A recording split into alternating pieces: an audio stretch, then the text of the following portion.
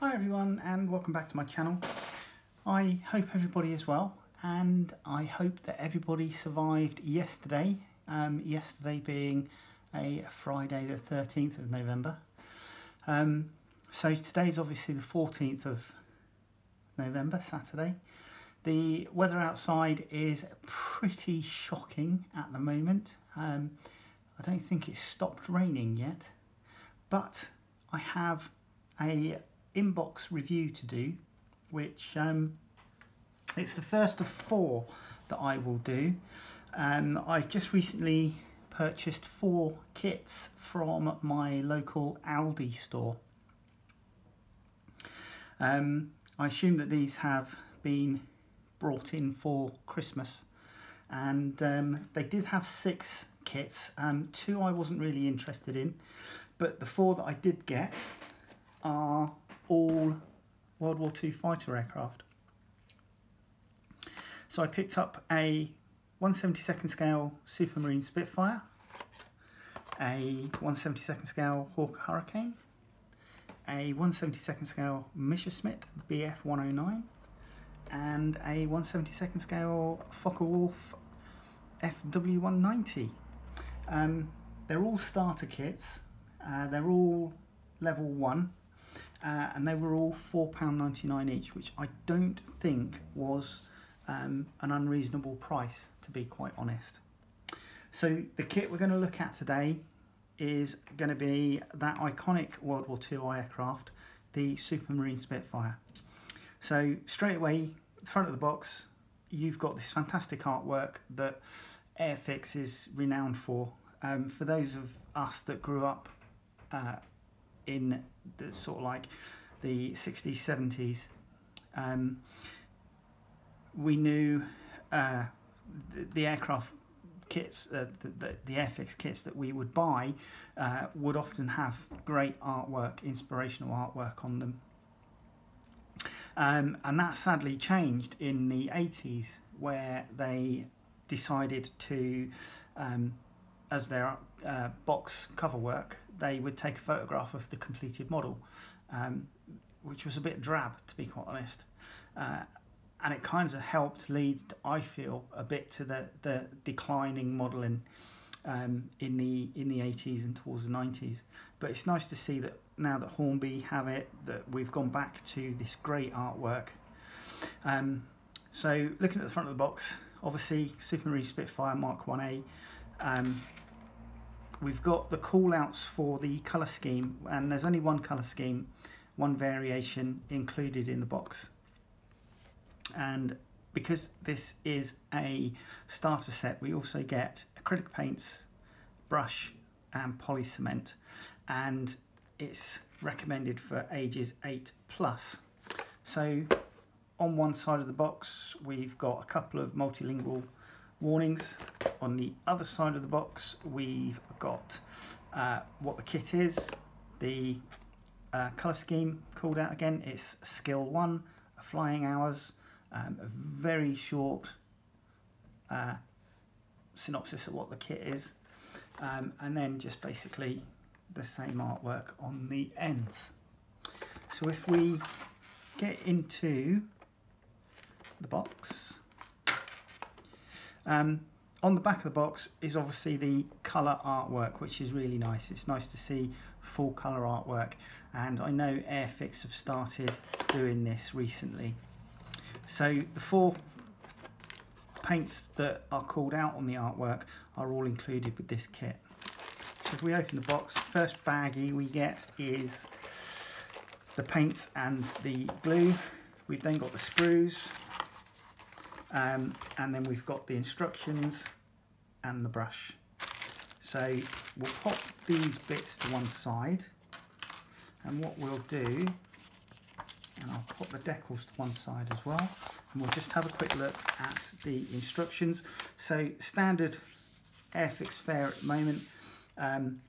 We've got a bunch of warnings: not suitable for children under 8 years age, blah blah blah, in multilingual text. We've then got a couple English and French descriptions of the vehicle history, and that carries on the inside. We've then got some multilingual assembly instructions, call-outs, what the assembly icons are within the instructions, and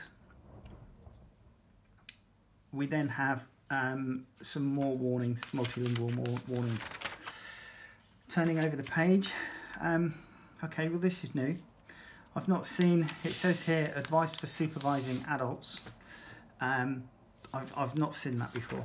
That's new, but hey, multilingual again, and then safety rules, multilingual again.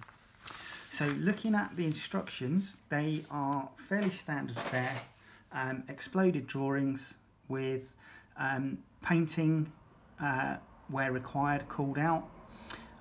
So we've got the cockpit assembly here and the prop and spinner. We've then got joining of the two fuselage halves, and obviously for playability you can, if you so wish, mould it so that the prop spins. Now let's go over. So a nice exploded drawing here of the Spitfire. And I'm just trying to, I think this is a paint call out for the underside of these wing tops for, I'm assuming, possibly the undercarriage bays. We then have the underside of the aircraft here and the loading of the undercarriage, which can be moulded either up or down, and it looks like they include different parts for if you want to mould it up or if you want to mould it down. And it looks like if you mould it up you get an undercarriage cover and a wheel, with the wheel being completely round. But if you want to mould the undercarriage down as if it's on an airfield diorama, from the looks of this it looks like the tyres are actually moulded so they're weighted, and showing the weight of the aircraft on the rubber tyres. Little bit of technical call out here to make sure that you get the right angles for the landing gear in the assembly. And then that's it, that's the instructions. So that's fairly standard. Looking at the decals, so if we look at the decals, as I said, we've only got one aircraft call out, and these, looking at them, they don't appear to have any additional decal film protruding over the edge of the actual coloured parts. I know in years gone by, take for example this roundel, you would get the roundel, but then you would have perhaps 1 millimetre of extra film around the edge of it, 1 millimetre of extra film around the edge of it, which would quite often silver with age. But these look really nice. They look like they haven't got any additional film to them, which is great. So they should apply really nicely. So let's have a quick look at the tools that we get. So we get 4 paints, poly cement, and a brush. Let's have a look at the brush. So the brush is a number 2 Humbrol Airfix brush. It looks quite nice, it feels quite nice, and I'm sure that it will be adequate for doing the main paint scheme, but I would probably suggest, if you've got them available, use smaller brushes for the smaller detail. The pots themselves, they're not huge, but they should be enough. We have 29, which I think is like a flat earth. We have a green, which is number 30, I think. Let's have a look at the, yeah, number 30. Flat black, which is 33. and this is a pale green. I can't remember if they called this like a duck egg blue or something like that. And this is paint number 90. Now the interesting thing for this is that when I review the Hurricane box, all these paints are repeated in the Hurricane box, so it was a fairly standard paint scheme on these aircraft. And the poly cement, which, to be quite honest, I won't use this, so it'll just either go in the bin or be put aside somewhere. So let's have a look at the sprues. So within the bag we get a clear part,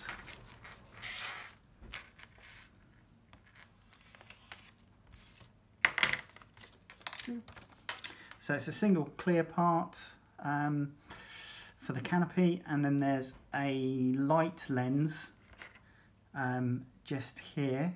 Don't know if you can see that. And it appears that obviously because the canopy is a single piece, you're not going to be able to mould it open unless you trim it in some way. So you then get two main sprues. One are the wings and landing gear, and the other one is the fuselage, prop, cockpit contents, some more landing gear with the weighted wheels, which are these ones here, and the spinner. So yeah, okay, so let's have a look. So looking at this, this is all really nicely recessed panel lining. For those of you, or for those of us that remember the Airfix kits when you used to be able to buy them years ago,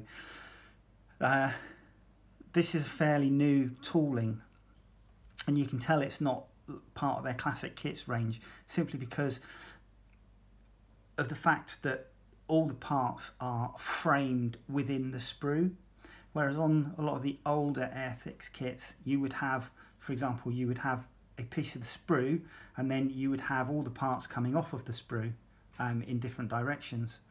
And a lot of the detail on the older kits was quite often raised and some of it omitted in its entirety, but this looks really nice with the way that the panelling's done on here. It's nice to see that the cockpit has received some attention as well, and again, for those of us that are old enough to remember the classic kits, quite often the cockpit was literally a chair with a pilot in it, or even sometimes it would be a protrusion coming out in the cockpit here, which would meet another half on the opposite side, and then you would glue the two halves together and then just stick the pilot on that. But it's nice to see that they've upped their game. And as I say, these wheels here, they're weighted so that they're flat on the underside. So when you mould, if you make the kit with the undercarriage down, make sure that you rotate those properly before gluing them in place. The other part, again, looks really nice. I seem to have a slightly bent exhaust manifold there, but hopefully that will be fine. Again, this is all recessed panel work that feels like some of the rivet detail is raised on the wings, which is nice. And we've got obviously the call outs for various bits and pieces underneath, which are going to be things like your airspeed instrument and that sort of thing. But yeah, looking at that, and then on the opposite side, so within the wings here, the upper part of the wings, we've got some detailing for the undercarriage bays. which obviously when you model this down, you'll paint, etc., and that'd be great. And then we have the air intake, the pilot. Again, it's fairly standard for a lot of kits. The pilots they're better than what they were, but you'll find that you know, they're still fairly lacking in crisp detail. But like I say, the panel lines on this are fantastic, and I can feel, if you can hear that, I can feel the rivet detail, which is great. So yeah, there you go. It's not a massive unboxing. This is the kit.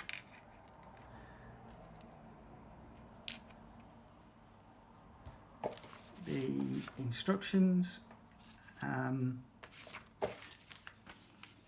just there, and then you get your 4 paints and a paintbrush.